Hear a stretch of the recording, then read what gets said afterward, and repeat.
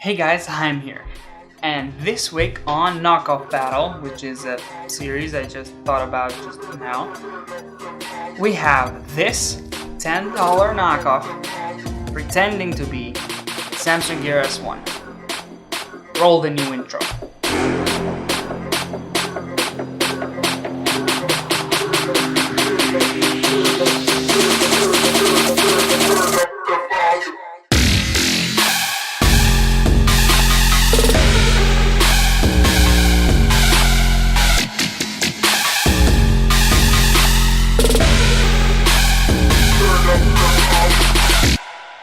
When you open it, and nowhere does it say you have to, you need to take the orange plastic cover that is covering the connectors on the battery off in order to be able to charge it. Don't be stupid like me, charging it for hours, expecting something to happen, and then get pissed when nothing does. Live and learn. So, like I said, under the cover you will find a 380 milliamp hour battery,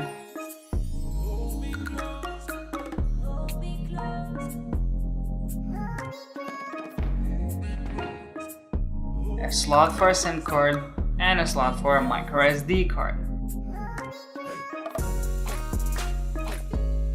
Note that every time you take off the battery, the time and date will reset, and you will either have to go in the settings and change it back, or use the app on your phone, which I'm going to talk about in a minute or more. Depends. A quick spin around the watch shows us the plastic cover covering the micro USB port and the only button there is. This button is used to turn on the screen, turn off the screen, and go back to the home page when you're inside an app. If you press it, turn off the screen, you can press it again and have it show a watch face, and you can choose from either one of those three.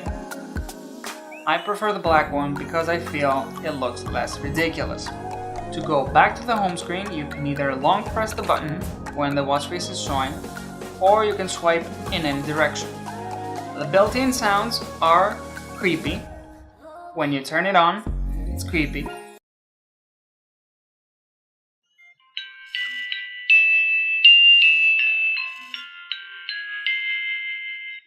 When you turn it off, it's creepy.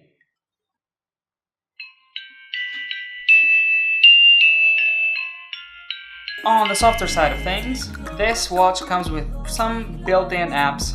These apps include, and are limited to, a dialer, messages, messaging, sorry, Samsung, undisclosed watch manufacturer that totally copied Samsung, phone book and call center for making calls when you have a SIM card inserted, remote notifier for something, I don't know, remote capture for obviously taking pictures from your phone via the watch's camera, a file manager to manage your files, meaning the pictures you take, the songs you have, etc., image viewer for viewing the pictures that you have taken from the watch's camera, a stupidly limited amount of settings, the simplest of calendars I've ever seen, alarms, a calculator, a sound recorder, Bluetooth, which is just a shortcut to the settings for the Bluetooth, camera for taking pictures, clearly, and audio player to play music from the SD card. It has this app called Profiles, and this is where you can change it between meeting, outdoors, general, or silent, and it's also where you can go and customize it, meaning change the ringtone, have it vibrate or not, depending on what you want. A pedometer app thingy, which somehow counts your steps, I'm guessing from the movement of your wrist. Sleep monitor, don't ask me how it works, I don't sleep with my watches on. It has this thing called sedentary monitor, which I looked it up, means sitting down or being inactive, and it's basically a reminder to tell you to get the f*** up when you've been sitting for hours in front of your computer. Why not? After that, there's this thing called Quick Response, which all it does is display a QR code, which you then scan with your phone and takes you to a website where you click and you download the app I was telling you about. More on that even later. Anti-lost, which is for making your phone ring when you've lost it, which, like every other anti-lost app, I feel like it's pointless because these things need to be connected to your phone in order to make it ring, and if it's more than 10 meters away, you're screwed. Then Facebook, browser, Twitter, and WhatsApp, which are locked if you don't have a SIM card because they need an internet plan from your SIM card. They're not able to take advantage of the phone's Wi-Fi or 3G, so I did not test them. And let me be the first one to say, aren't those icons exactly like the ones Samsung used to use from the beginning of time up until, like I've said before, with this watch you have the ability to either connect to a Bluetooth device, which is what I did, or insert a SIM card, which I did not do because I don't intend to have this watch replace my Galaxy S7 Edge. Where's the card? That way or that way? Just click it. To connect via Bluetooth, you need to pick up the watch, go to the settings, go to connectivity, find Bluetooth, search new device, and this is also where you can change the name from the default, which is W3. Speakers sound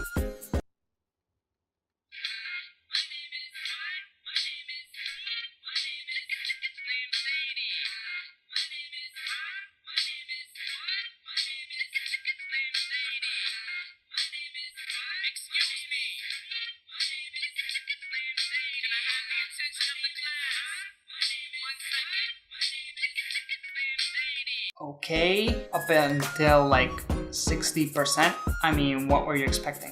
To change the time, like I said, every time it resets, you need to go to settings, phone settings, and change it.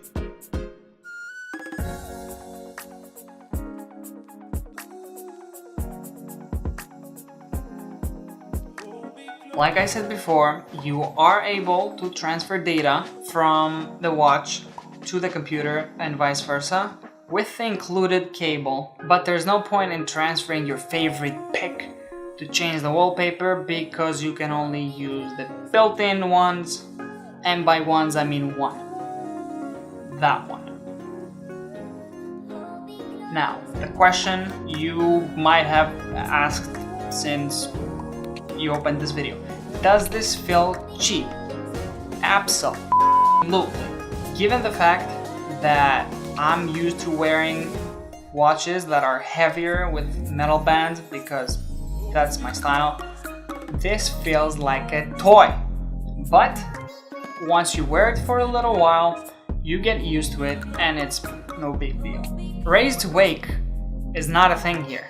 Also, depending if you inserted a SIM card or not, this watch goes into company mode if it's accompanying your phone, or in standalone mode, which is where you have a SIM card inserted. And even though it says it's in company mode, it does not want to work. It doesn't want to mirror the notifications from my phone. And I've uninstalled the app, and I've installed the app, and I've uninstalled the app, and I've installed the app, and I've connected and give permissions and all sorts of things like that. So if you want to try and do it, here's how to do it. You pick up the watch, you go to this remote notifier thing app. After you open it, you need to give permissions to access your notifications so it can mirror them, and after that you should be good to go. Even though the interface for the notifications is let's say primitive, it does let you see what's going on, it does let you see who's messaging you, it does let you see what the context is, it doesn't let you answer, and it doesn't show pictures. For example, when you get a Facebook message. As far as calls go, it does let you see who's calling and lets you reject or answer a call using the virtual buttons that appear on the screen, or reject the call using the only button there is.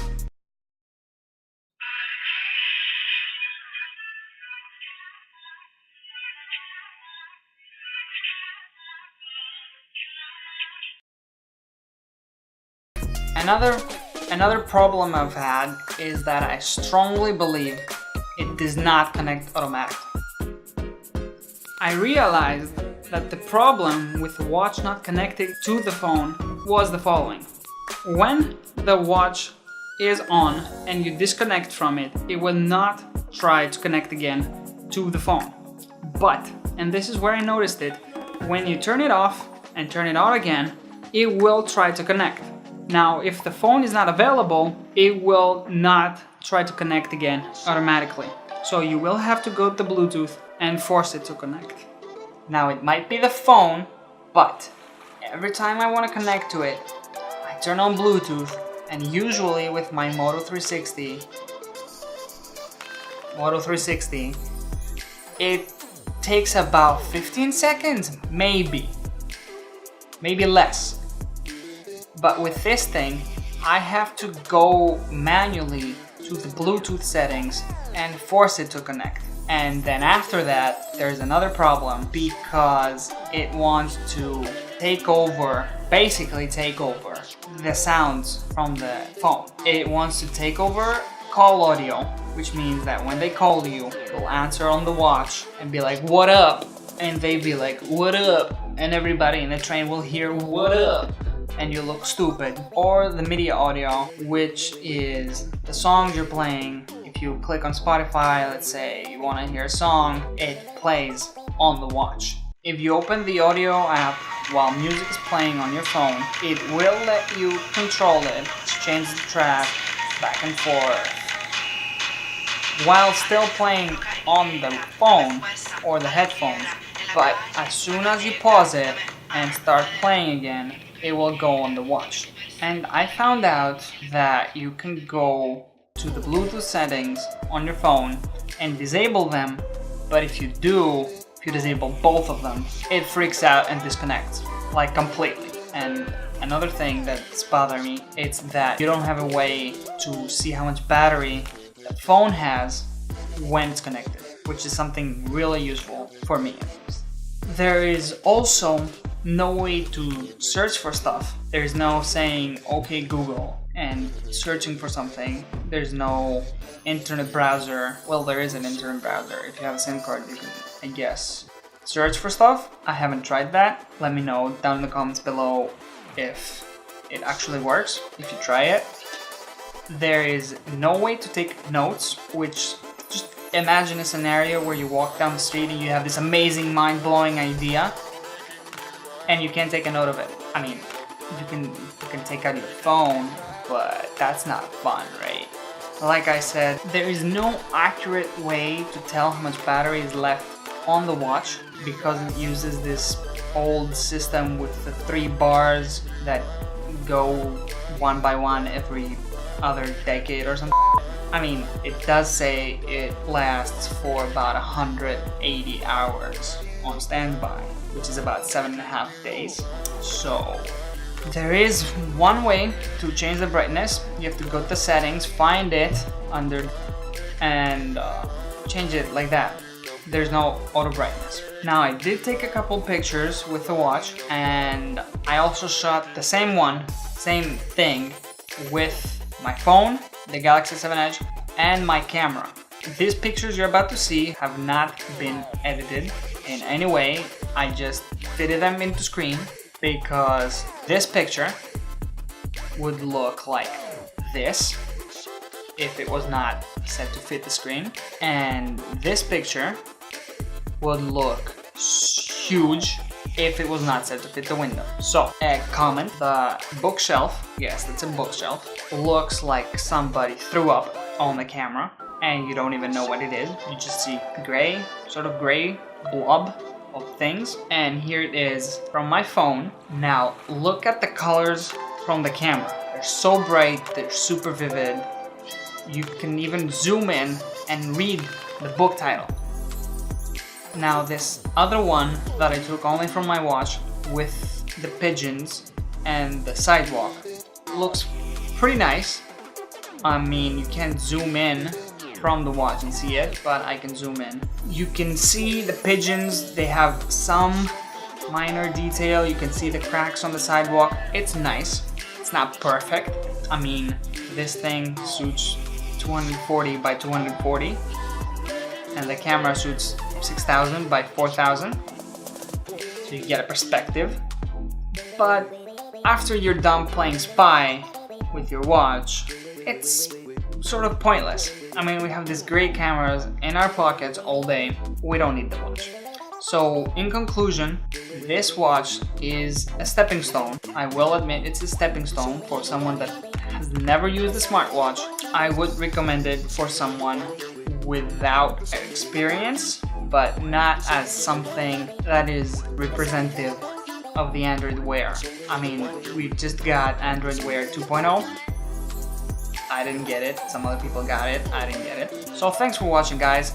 Leave a like if you enjoyed the video, leave a comment down below if you have any questions. Click the circle in the middle to go subscribe to my channel. Click the box on the left to go to a random video on the channel. Click the box on the right to go to my last video. And as always, make sure to subscribe for more colorful content.